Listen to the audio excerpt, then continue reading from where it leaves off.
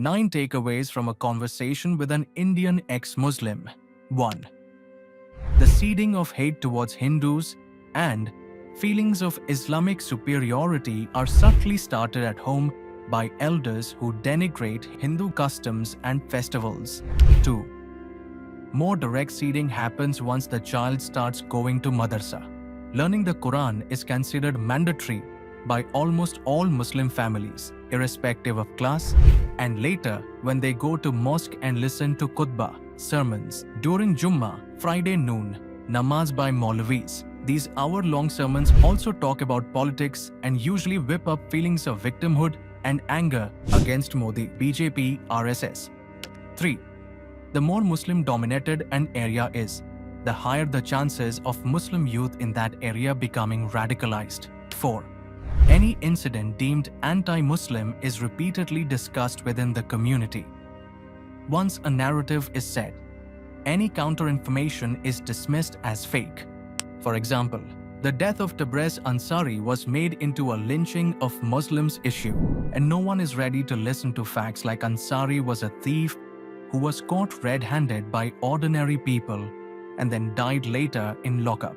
5. Many Muslims are unaware of what is written in the Quran and about Islamic history. They only know what has been told to them, unaware of all that has been hidden from them. They are repeatedly told that Islam is egalitarian, just, pure, while anything negative about Hindu society is amplified, especially things like alcohol consumption or perceived degeneracy in festival celebrations. 6. Women are conditioned from a young age to consider their future husbands as next to Allah, someone who must be appeased at all costs. They are also taught to consider birth control as haram and give birth to as many children as possible because it is Allah's gift. Most married women live in fear of being given talaq anytime and consider a husband who doesn't physically assault them as exceptional.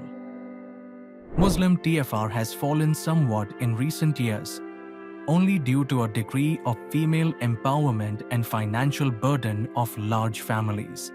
7. Young Muslim males compete with each other to establish sexual relations with Hindu girls, considering it a legitimate form of entertainment, without moral qualms. Girls from underprivileged Hindu communities like SCs who live in close proximity to Muslim mohallas are especially vulnerable to this targeting.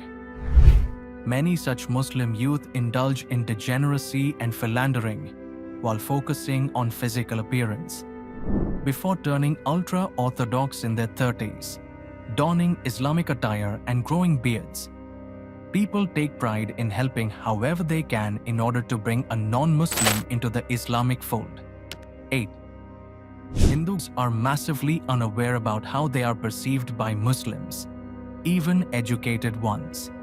9. Even some ex-Muslims, after they grow disenchanted with Islam, struggle to see the positive in Hindu Dharma due to the deep childhood indoctrination and lack of correct information about Hindu Dharma.